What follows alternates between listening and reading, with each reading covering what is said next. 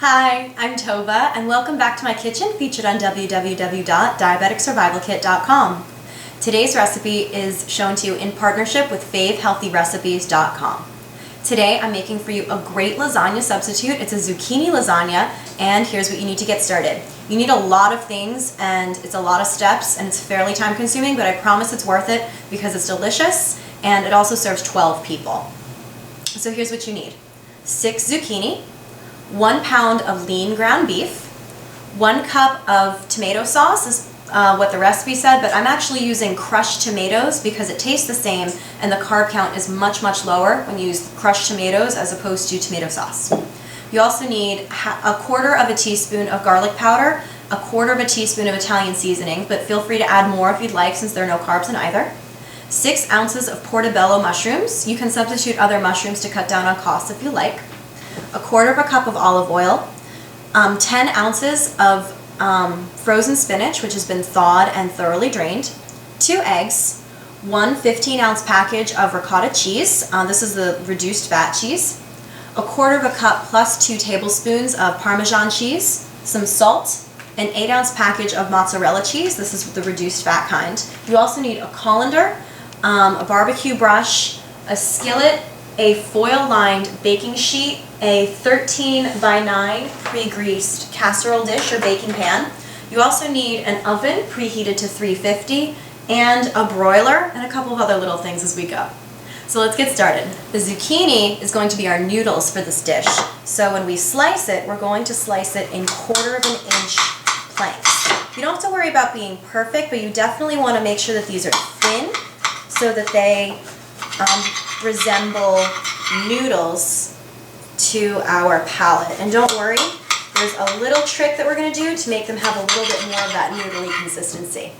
This is roughly what your zucchini looks like when it's sliced into the noodles, and we're going to take them and put them into a colander and salt the tops of these, and then we're going to layer this with more zucchini, and we're going to make sure that we salt each layer. And the purpose for this step is the power of osmosis is going to use the salt to suck the moisture away so that when they cook, they come out with more of a texture of noodles than the moist cooked zucchini that we all know and love. Once your zucchini is layered in the colander, you're going to place it in the sink and oh look, it's already working. Let the salt do its work for about 15 minutes. So the next step is we are going to brown our meat. I browned this for about 5 minutes and then I drained the fat in the sink. And next we're going to add to this the crushed tomato and our spices, the garlic powder and Italian seasoning. And like I said, you can feel free to add more of either of those since there are no carbohydrates in either. And once this is thoroughly mixed, we turn off our heat. That's close enough. We turn off our heat, keep mixing, because we don't want to overcook our meat. And then we're going to set this aside in this bowl here to cool while we move on to the next step. So here we go. This is nice and mixed. So let's put this in here and let it get nice and cool. At this point, your zucchini is still draining and your meat is still cooling, so now we're going to saute the mushrooms. We're going to take the olive oil, put just a little bit in the skillet, and I've actually taken the same skillet that I just used for the meat and rinsed it to save on the dishwashing.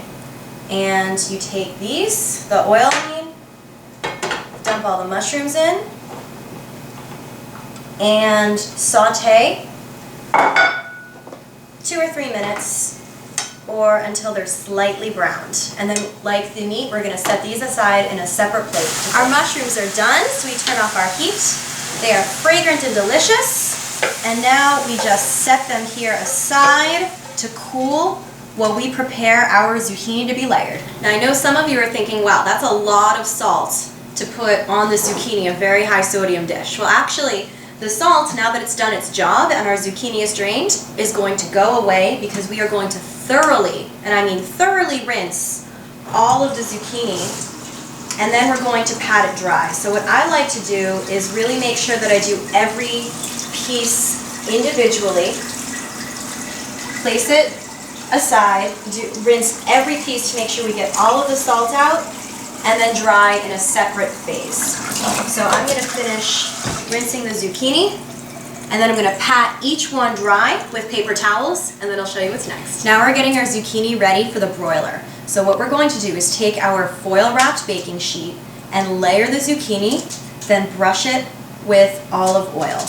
So we're going to take just a little bit and brush lightly on each one, and we're going to fill the entire baking sheet with the olive oil brushed zucchini, and then place it in the broiler. And it's going to stay in the broiler for 4 to 6 minutes or until it's slightly browned. As you can see, there wasn't enough room to do a single layer, so I layered the zucchini. And at this stage, you can feel free to add some black pepper or Italian seasonings or any other kind of seasoning you like, provided it doesn't contain carbohydrates or sodium. Now we're going to let these go for 4 to 6 minutes on this side, then we'll flip them 4 to 6 minutes on that side until slightly browned. While the zucchini is broiling, we're going to mix together the eggs, the spinach, the ricotta cheese, and the Parmesan.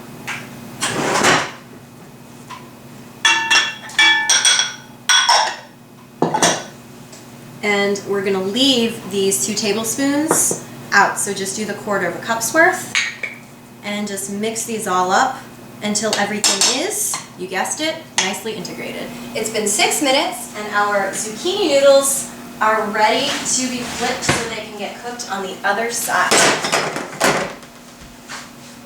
So we're not going to worry about getting every single one or making it perfect, but we do just want to get the idea of flipping all of these noodles. And at this point, if you seasoned one side, you can feel free to season the other side. Just make sure you're using a seasoning that doesn't contain carbohydrates or sodium that you then need to factor into the end nutrition information. So there we go. You continue doing the rest of these zucchini noodles, and then you put them back into the oven for 4 to 6 minutes again, or until they're all slightly browned. Our zucchini noodles are ready to come out. So as you can see, they're starting to brown, especially over here, and that's definitely good enough. And as you can also see, I chose to put some black pepper and Italian seasonings here on our zucchini. So we're going to let these cool for a little bit, and then we're going to get to the really fun part, the layering of the lasagna. I jumped ahead a little bit. So what I did first was make sure that I pre-greased the baking pan, or the casserole dish, and then I layered about half of the zucchini on the bottom. And now we're going to do a layering half whole, half whole. So we're going to do half of our mozzarella cheese on this layer, and then we're going to do all the mushrooms.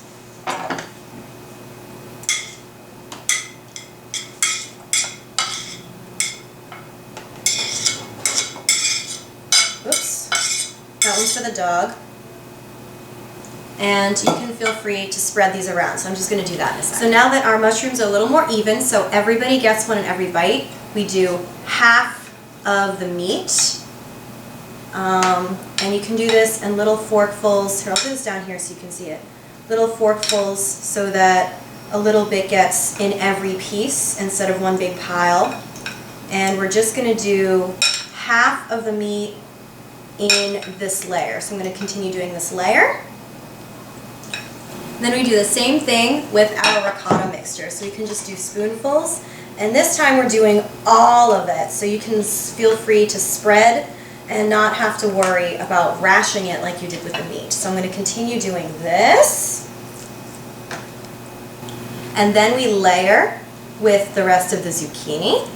And then we do the rest of the meat, just as before, a little bit at a time to make sure that it gets spread out evenly among the entire lasagna. And then we layer the rest of this cheese. And then we sprinkle the top with the leftover parm. Ta-da!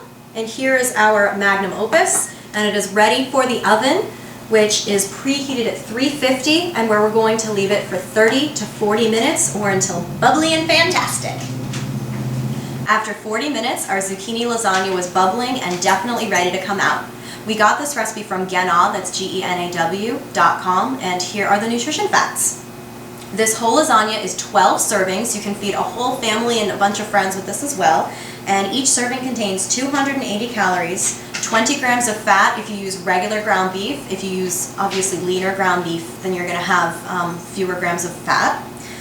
7 grams of carbohydrates per serving, but 2 of them are dietary fiber, so only 5 grams of net absorbable carbohydrates per serving, and there are 19 grams of protein per serving.